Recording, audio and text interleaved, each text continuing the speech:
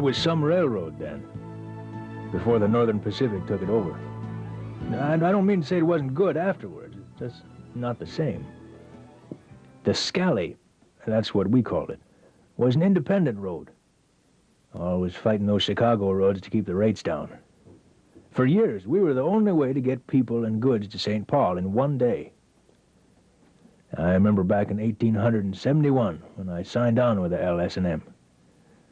One day I was delivering an envelope to Mr. James Smith, Jr., and he said to me, he said, "Young man, we can use you on this railroad. You go see Gates Johnson, the superintendent, and tell him I sent you down for a job." Well, I couldn't believe it. James Smith, Jr., the former state senator. Back in '63, he'd pushed through legislation for the railroad, and then obtained over $8 million in land grants to get the railroad started. James Smith, Jr., and he wanted me to come work for the road.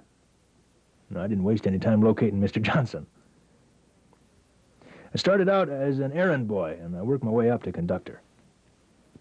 That Mr. Smith, he was a man of vision. He felt that St. Paul and Duluth both needed a railroad connecting them to grow and prosper. St. Paul depended on the Chicago railroads and the river to transport goods. Duluth needed the winter connection to the rest of the world, but more than that, needed greater access to trade. If goods could be sent from St. Paul to Duluth to load on the boats, both towns would grow. With financial backing, Smith's dream came true in the fall of 1870, when the Lake Superior and Mississippi Railroad opened for business. The L.S.N.M. ran from Duluth up to Fond du Lac and Thompson Junction, that's near Carlton, and then south through Blackhoof, Kettle River, Hinckley, Pine City, Wyoming, White Bear Lake, and on to St. Paul. The route presented few engineering problems, and there were many natural sights along the way. The original line out of St. Paul followed all the curves of Phelan Creek, sometimes leading us south to go north. The train men on the other roads kidded our engineers that they said the red lights we stopped for in the valley were on the rear end of our own trains. The dells of the St. Louis River, with trestles up to 100 feet high, presented some pretty thrilling scenery for the passengers, and a few headaches for the trainmen and the maintenance super. Just as the Lake Superior in Mississippi was being completed, work was starting on another new railroad to run from Carlton, now that's a piece west of Duluth, way out the Pacific Ocean. Shortly after I signed on with the L.S.N.M., the Northern Pacific Railroad, controlled by J. Cook and Company, now they're the same people who poured a lot of speculative money into Duluth, they leased the L.S.N.M. so they could add it to the NP. And that 999-year lease didn't last long as they expected. The Great Panic of 1873 bankrupted J. Cook and the Northern Pacific, forcing them to give the Lake Superior and Mississippi its independence again. We, too, ran into financial trouble. And in 1877, we had new creditors and a new name. It's the St. Paul and Duluth Railway Company. Those years following the reorganization were profitable for the St. Paul and Duluth Railway, and for Duluth as well. The city grew from a collection of shacks and small buildings into a thriving port at the end of Lake Superior. The railroad brought people and business into the area and hauled goods out to the rest of the country. For almost a quarter of a century, the St. Paul and Duluth remained a financially strong railroad and provided good service. At first, some people thought the railroad could get nothing from its local traffic but lumber and cranberries. In fact, the Scally made its principal income from through traffic, wheat and flour and coal. As the pine was logged off, the land proved to be good for farming, both crops and dairy.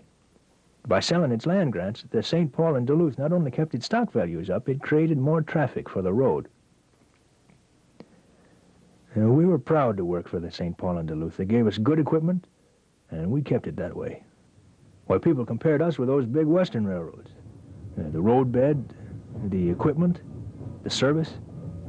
Why, back in the 90s, we could run the passenger trains to St. Paul in about 3.5 hours, including stops. Also in the 90s, the Duluth Short Line was built from Thompson Junction to Duluth to eliminate those much-dreaded trestles along the St. Louis River and to ease the grade a bit. You know, I almost quit the road around the turn of the century. They started talking merger with the Northern Pacific. And I remember the problems they'd had with that lease. But it happened, and I stayed on to see what would come of it.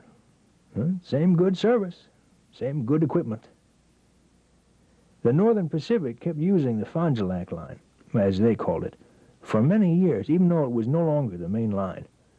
It served the new power dams on the St. Louis River, and passenger service to Fond du Lac was very popular as a day trip for years. As the automobile became more trustworthy, fewer people rode the train, and finally, after World War II, the line saw little use, except for occasional freight turns to New Duluth. And it was sad to see the first rail link to Duluth wither up like that. But it didn't die. Some years later, the Northern Pacific merged with some other railroads to form what they called the Burlington Northern. I think it was about 1977 they gave what was left of the Fond du Lac line to the city of Duluth for a recreation area and possibly a passenger train for tourists.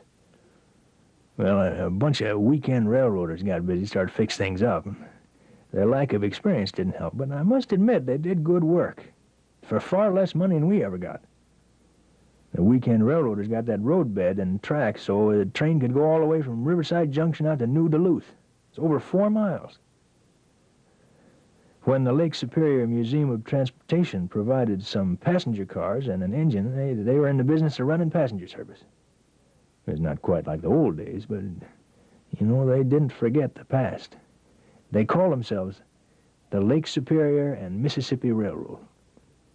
That's not bad for a bunch of weekend railroaders, huh? Oh, yeah, and the city of Duluth put in a hiking trail along the bayfront. They call it the Western Waterfront Trail. You know, I bet you they'd be glad to give you a ride on the new Lake Superior and Mississippi Railroad. You'll enjoy the trip. You just follow Highway 23 west through town. That's the only highway in Duluth that doesn't go up them hills or cross into Superior. You keep going until you get to New Duluth, and then you look for the signs. Because they're a volunteer crew, they don't run a full schedule, but the schedule they do run's a good one, and they keep to it. Even the departure times are followed. They tell me they have big plans for the Lake Superior and Mississippi Railroad. New ideas, new equipment. You know, it seems like just yesterday, James Smith Jr. said to me, "Young man, we can use you on this railroad." Just yesterday, I signed on again. I'm not as young as I was then, but they say they can still use me.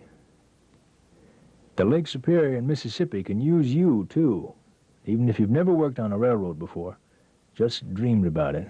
They'll let you learn on the job. You can't beat that.